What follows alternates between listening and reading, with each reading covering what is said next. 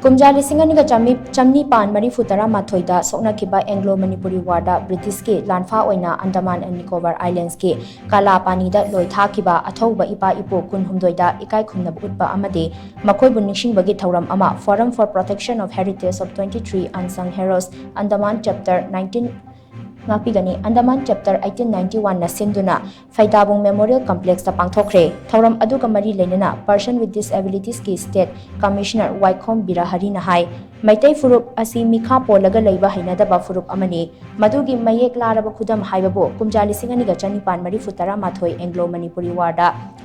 Mapangal Lairaba British Shinga Lantheng Nabada Maitiragani Khangna Mikha Polaga Hingadabagi Sarup Mikup Amatang Oirabashu Ning Tamna Lantheng Naramlaga Thawaina Ponthapi Kige Haiba Wakhalon Chenba Ikai Ipa Ipu Singni Makhoigi Mathongna Maringjel Amadi Marai Pak Majati Nushibagi Wakhalon Adu Ngasi Mirol Asina Tamjaningai ni KUMJA Lisingani ga Chanipan Marifu Taramathoigi Landa Thawaina Ponthapi Kiba Athouba Ipa Ipu Sing Ningshingbagum Lanfam Aduda British Singna LANPHA OINA Andaman and Nicobar Islands ta Loi THAKHIBA Athouba Ipa Ipu Sing adubusu Aikoina Ningshingbaga loinana Makhoigi mafamda Ikai Khumnaba Utpa mathau tai haina mahak makhatana phongdokhi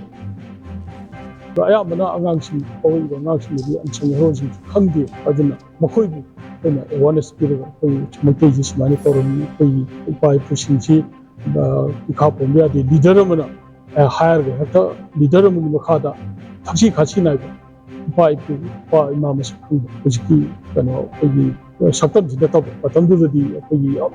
kano discipline leba jati mu waram do jiki kano kha koi le handar padong tawi Sugu pergi jail tu juga pergi sugu Ningshingba pergi moi thona du Ningshingba pergi Athouba Ipa Ipu Manipur ma sagat siap do si ai kan masigi thim pergi Athouba Ipa Ipu Manipur pergi macam ta da ba leader masak khangba pergi gai ma masak khangba adugumba kan ma habu ko hanna pergi masigi exile is objective